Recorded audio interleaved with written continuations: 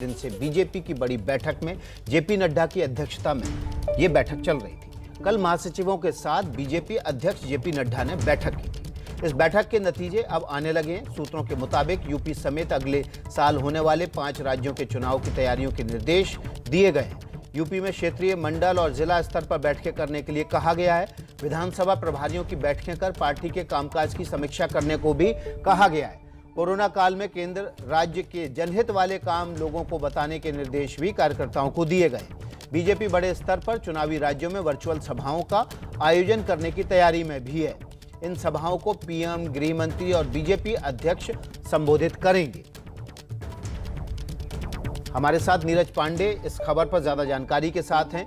नीरज, ये तो तय हो गया कि चुनावी राज्यों में तैयारियां की जाएंगी, उसके निर्देश दे दिए गए हैं, लेकिन कौन कौन से ऐसे निर्देश हैं जो कार्यकर्ताओं को वस्तुनिष्ठ तरीके से बताए गए?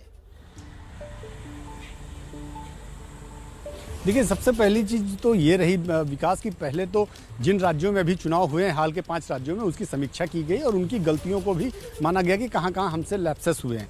उन गलतियों से सबक सीखते हुए आगे जो चुनाव होने हैं, यानी कि अगले साल 6 राज्यों में चुनाव होने हैं। अगर हम पंजाब थोड़ा सा लेट है, अगर उसको आप किनारे कर दें, तो 5 वो राज्य हैं जिनमें भारतीय जनता पार्टी की सरकार है। उत्तर प्रदेश, उत्तराखंड, हिमाचल प्रदेश, गुजरात और गोवा, ये 5 राज्य भाजपा शासित राज्य हैं। अब भाजपा की बहुत बड़ी चुनौती है कि इन राज्यों में सरकार को वापस लाया जाए, चाहे कैसे भी।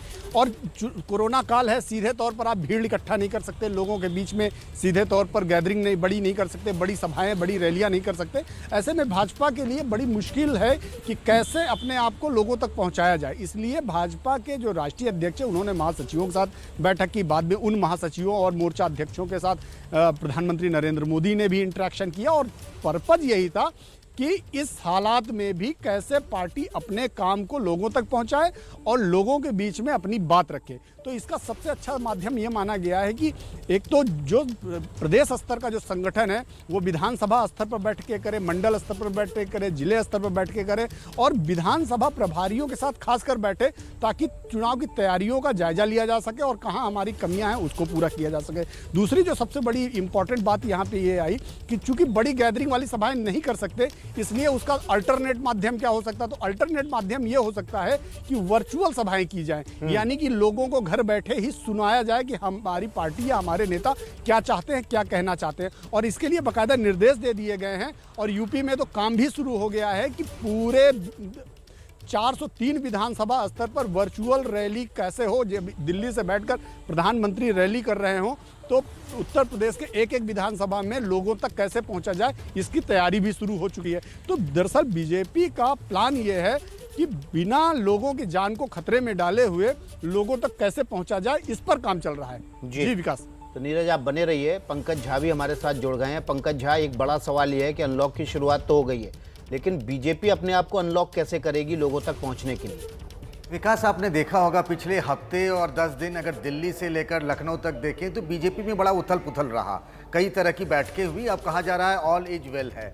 कल बीजेपी के जो प्रभारी हैं वहां पर राधा मोहन सिंह, उन्होंने भी कहा कि मंत्रिमंडल विस्तार का फैसला जो है वो योगी आदित्यनाथ करेंगे। एक चीज तय है विकास कि ना तो संगठन के चेहरे में, जो कि बीजेपी के प्रदेश अध्यक्ष स्वतंत्र देव सिंह हैं, और ना ही सरकार के चेहरे में, यानी योगी आदित्यनाथ को लेकर कोई बदलाव होने वाला है। योगी की अगुवाई में ही चुनाव होगा। और जैसा नीरज कह रहे थे, जब ये सब चीजें हो गई, क्लियर हो गया, एक मैसेज चला गया है, उसके बाद काम भी शुरू हो गया है। जो संगठन मंत्री हैं सुनील बंसल, वो आज गोरखपुर, जो योगी आदित्यनाथ का इलाका है, वहां बीजेपी के कार्यकर्ताओं, नेताओं के साथ, संगठन के लोगों के साथ बैठक कर रहे हैं। ये कहा गया कि जिन लोगों की मौत कोरोना से हुई है, वहां बीजेपी के सांसद, विधायक, मंत्री सब लोग पहुंचेंगे। शुरुआत हुई है बीजेपी के उन कार्यकर्ताओं से। आपको याद है, कई मंत्रियों की जान चली गई, विधायकों की जान चली गई, तो रामपुर, मुरादाबाद, मेरठ बीजेपी के लोग जा रहे हैं, वहां उन सबसे परिवार से मिल रहे हैं। तो एक तरीके से चुनाव की तैयारी इस तरीके से शुरू हो गई है विकास। बिल्कुल, चुनाव की तैयारी अभी से तैयारी में बीजेपी जुट गई है और खुद को भी अब अनलॉक करने की तैयारी में है बीजेपी। जो लॉकडाउन के दौरान बीजेपी के कार्यकर्ता, नेता घरों में थे, वो अब जमीन पर उतरकर घर घर पहुंचेंगे। कार्यकर्ताओं से आम जनता तक पहुंचने के निर्देश भी दिए गए।